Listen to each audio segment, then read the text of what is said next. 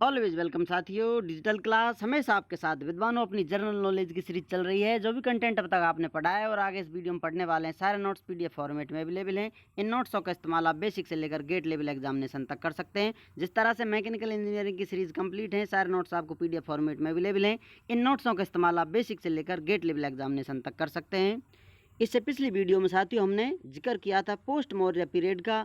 मौर्यों का मोर मर जाने के बाद उसके पंख बटेरने के लिए, लूटने के लिए लोग आते हैं और किस प्रकार से शासन कब्जा कर हथिया लेते हैं, अपना शासन इस्टेब्लिश कर देते हैं। उसमें कुछ नेटिव लोग होते हैं तो, और उसके बाद कुछ विदेशी लोग होते हैं। तो हम आते हैं साथियों foreign successor of Mauryas.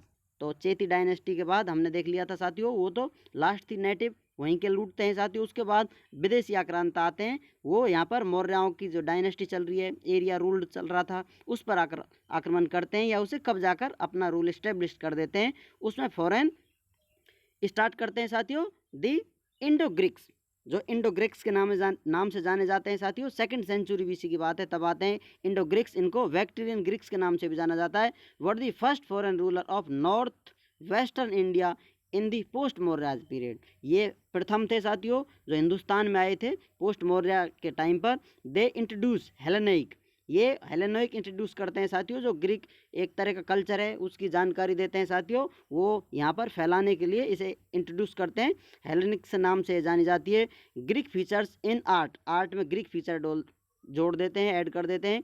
Giving rise to Gandhara school, Gandhara school में ये अपना इंट्रोड्यूस कराने के लिए, इफेक्ट करने के लिए, प्रभावित करने के लिए इन north western Bharat.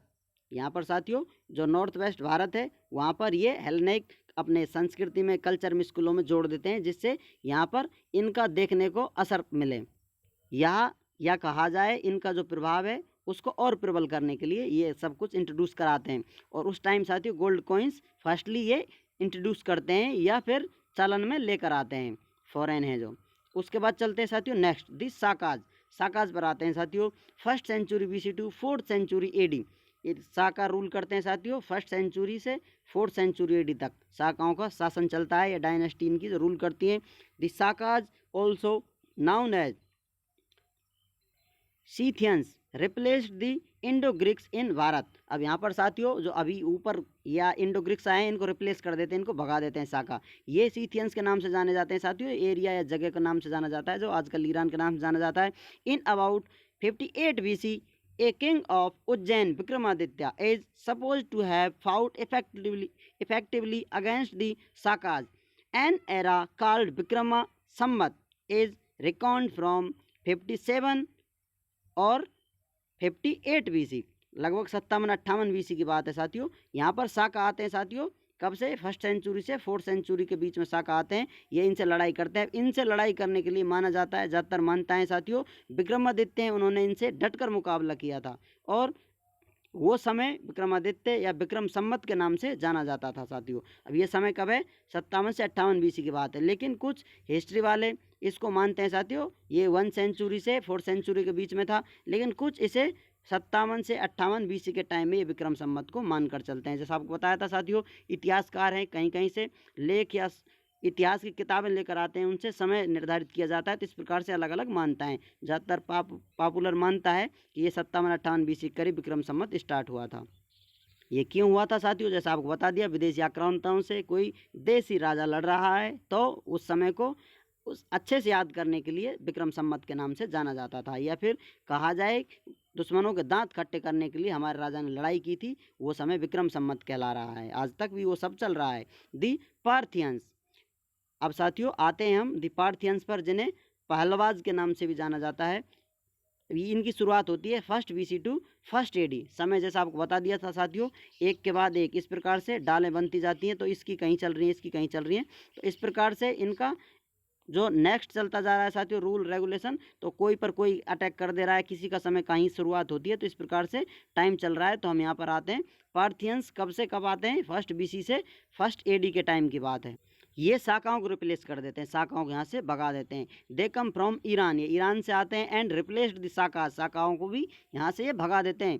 The most famous Parthian king was Gondophares, Gondophares in The most famous Parthian king was Gondophares in whose reign. अब इनके शासन में साथियों गोंडा फर्नेस के शासन में कौन आते हैं? संत थॉमस आते हैं। Saint Thomas is said to have come to Bharat for the propagation of Christianity. ये साथियों क्रिश्चियन जो धर्म है उसको फैलाने के लिए, उसका प्रोपगेशन करने के लिए इनके शासन में आते हैं भारत, और यहाँ पर अपनी क्रिश्चियनिटी का प्रसार करते हैं। उसके बाद चलते हैं साथियों नेक्स्ट दी कुशानाज। ये कुशान है साथियों, 1st century AD to 3rd century AD का समय चल रहा है साथियों। कुशानों का रूल रेगुलेशन यहाँ पर चलने वाला है। दी कुशानाज वर वन ऑफ दी 5 यऊची क्लान्स। ये यऊची क्लान से रिलेशन करने वाले हैं साथियों, रिलेटेड हैं, बिलोंग करने वाले हैं कुशान ऑफ सेंट्रल एशिया। ये सेंट्रल एशिया से आए। इनका फाउंडर कौन है कुशान डायनेस्टी का? कुजुल कादफेसिस, कुजुल कादफेसिस या कादफेसिस फर्स्ट के नाम से इन्हें जाना जाता था। The most famous Kushan ruler was Kanishka. Kanishka है साथियों, उनको अशोका सेकंड के नाम से भी जाना जाता था। ये फेमस रूलर है। इनका रूल रेगुलेशन या एम्पायर बहुत ही लार्ज स्केल पर चला था, जो काफ़ी रूल करते हैं, अच्छे से रूल रेगुलेशन अपना चला कर रखते हैं, डायनेस्टी का नाम बहुत आगे तक खींच कर लेकर जाते हैं, तो इसलिए ये फेमस राजकुमार हैं इनके या राजा हैं। 4th Buddhist council was held in Kundalvana Kashmir में साथियों 4थी बुद्धिस्ट काउंसिल कराई जाती है। 1st great Kushan ruler was, last है साथियों ये last great Kushan ruler was Vasudeva first, जो सिल्क रूट इस्टेब्लिश करते हैं, सिल्क का व्यापार होने वाला है इधर उधर दुनिया में साथियों। तो ये लास्ट रूलर हैं कुशान रूलर, जिनको किस नाम से जाना जाता है साथियों? वसुदेवा फर्स्ट के नाम से इन्हें जाना जाता है। ये यहाँ पर साथियों कुशाना के टाइम पर 4th बुद्धिस्ट काउंसिल की जाती है। कहाँ की जाती है? कुंडलवाना में साथियों, कश्मीर में। बुद्धिस्ट काउंसिल क्या है साथियों? बुद्ध धर्म का प्रसार करेगी, धार्मिक जो उपदेश हैं वो दिए जाएंगे जनता को, इसको प्रसार करने के लिए ये सब प्रोग्राम करवाए जा रहे हैं। कोई राजा होता है साथियों, किसी धर्म को मानता है, उसको वो हाई लेवल पर और लोगों में पहचानना या फिर जनवाना जाता है, तो इस प्रकार की कुछ बैठकें या कुछ प्रोग्राम करवाता है। तो उन्हीं में से ये बुद्धिस्ट काउंसिल है 4th चल रही है यहाँ पर, ये होती रहती है बार बार, जो रूल में आता है, जो मानता है वो सब करवाता रहता है। अब आते हैं साथियों हम इस संगम एज पर। किंगडम इसमें देखेंगे साथियों हम संगम एज में कौन सा किंगडम है, कौन सा राज्य था, कौन सी डायनेस्टी थी, उसका एम्बलम क्या था साथियों, उसके फर्स्ट रूलर कौन थे, फेमस रूलर कौन थे। जैसा आपको बताया था साथियों, फर्स्ट रूलर वो होते हैं जो डायनेस्टी इस्टेब्लिश कर देते हैं, उसको फर्स्ट रूलर के नाम से जाना जाता है।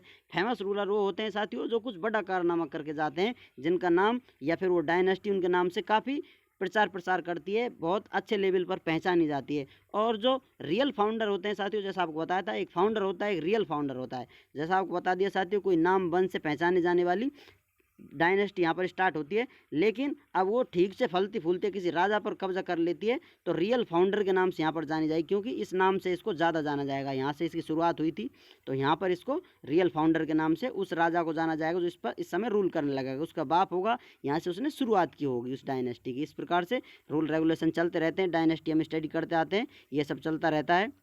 अब इस प्रकार से हम आते हैं संगम एज की तरफ। तो अब किंगडम पर चलते हैं साथियों। दी चेरा, यहाँ पर चेरा डायनेस्टी या चेरा किंगडम स्टार्ट होता है, जिसका एम्बलम क्या है? वो धनुष। फर्स्ट रूलर हैं साथियों उदयंग्रल, और इनके फेमस रूलर हैं सेंगुतवान, जिन्हें रेड चेरा के नाम से भी जाना जाता है। दी चोला नेक्स्ट किंगडम है साथियों, तो चोला किंगडम चल रहा है। इसका एम्बलम क्या है? टाइगर है साथियों। फर्स्ट रूलर कौन है इसके? इलारा, और इनके फेमस रूलर कौन है साथियों? कारी काला। ये फेमस रूलर हैं यहाँ पे, जैसा आपको बताया था साथियों, ये राजा हैं, इस्टेब्लिश करते हैं कुछ, उसके बाद कुछ नए राजकुमार आते हैं, नए राजा आते हैं तो फेमस हो जाते हैं, ये सब अभी आपको बताया था। दी पांडा, अब जानते हैं साथियों पांडा किंगडम है, उसमें एम्बलेम क्या है, उनका राष्ट्रीय चिन्ह क्या है? फिश। और साथियों फर्स्ट रूलर कौन है? मुदु कुदुमी। मुदु कुदुमी यहाँ के फर्स्ट रूलर हैं। और फेमस रूलर कौन है? नेंदू जेलियान। द पांड्या किंगडम के, पांड्या डायनेस्टी के जो फेमस रूलर हैं नेंदू जेलियान के नाम से जाने जाते हैं साथियों। इस प्रकार से ये संगम एज चल रही है। अब संगम एज पर इपिक्स क्या क्या थी, क्या क्या प्रज्ञान आज्ञा पत्र थे, किसी प्रकार के इंस्क्रिप्शन थे, या किस प्रकार के लेख इतिहास की किताबें थी, क्या क्या उनमें लिखा गया था। उनमें से साथियों Silappadikaram the story of the anklet, ये पायल की कहानी है साथियों जो पाम में पहरी जाती है। तो उसमें इस प्रकार की यहाँ की किताबें हैं, उनमें कुछ जानकारी मिलती है इस प्रकार के संगम एज की। तो नेक्स्ट है साथियों मनी मेकलाई रिटन बाई सित्तालाई स्टनार। नेक्स्ट है शिवागा। सिंधामणि, जो साथियों दूसरा नाम है इसका जीवाका चिंतामणि, या फिर कहें साथियों इनका राइटर कौन है, भारतम, ये भारतम इनको लिखते हैं। शिवागा सिंधामणि और जीविका चिंतामणि इसके राइटर हैं भारतम, ये सब इन्हें लिखते हैं। ये एपिक्स इनके द्वारा लिखी जाती हैं। एपिक्स जो कहानी होती है, महाकाव्य होते हैं साथियों, बड़ी बड़ी किताबें होती हैं धर्म से संबंधित, किसी समय से संबंधित, वो एपिक्स हैं, ये लिखी गई हैं उस समय की। Cholas constructed 160 kilometre of embankment along the Kaveri river with the help of 12,000 Sri Lankan slaves administration. यहाँ पर चोलाओं की विशेष बात आती है साथियों, ये जो कावेरी नदी है उसका किनारा मजबूत करते हैं, 160 किलोमीटर तक का बढ़िया किनारा बनवाते हैं, नदी की व्यवस्था सेटवाते हैं। किससे साथियों, 12,000 श्रीलंकन स्लेव, 12,000 जो श्रीलंका से गुलाम पकड़ कर रखते हैं राजा, कहीं से किसी राज्य को जीत लेते थे साथियों, वहाँ के लोगों को बंदी बना लिया करते थे, या कुछ गुलाम राजाओं के द्वारा पाले जाते थे, उनको ले लिया करते थे। तो 12,000 गुलामों के द्वारा, स्लेवों के द्वारा ये सब काम करवाया गया। एडमिनिस्ट्रेशन का नाम क्या था साथियों, एडमिनिस्ट्रेशन किस नाम से जानी जाती थी, या कौन पावर में था साथियों, जिसको को मन्नम बैंदन कोरवान इस नाम से जाना जाता था, या इसे दूसरे नाम से कहें तो आप इराइवान के नाम से जाना करते थे। इस प्रकार से साथियों संगमेश की कहानी खत्म होती है। अब चलेंगे साथियों द गुप्ता पीरियड, जिसे गुप्त काल या गुप्ता पीरियड के समय से नाम से जाना जाता था, या कहें आजकल हम जिसे गुप्ता पीरियड के नाम से जानते हैं। समय है 319 AD से 540 AD। उम्मीद करते हैं साथियों वीडियो में दी गई जानकारी आपको अच्छे से समझ में आई होगी। अभी भी आपका कोई कन्फ्यूजन है तो आप हमसे कमेंट कर पूछ सकते हैं साथियों। आप चाहें तो कांटेक्ट कर सकते हैं, कांटेक्ट लिंक आपको वीडियो डिस्क्रिप्शन मिल जाएगी। वीडियो को अंत तक देखने के लिए, चैनल को सपोर्ट करने के लिए आपका दिल की गहराइयों से बहुत बहुत धन्यवाद। मिलते हैं अगली वीडियो में। जय हिंद, वंदे मातरम।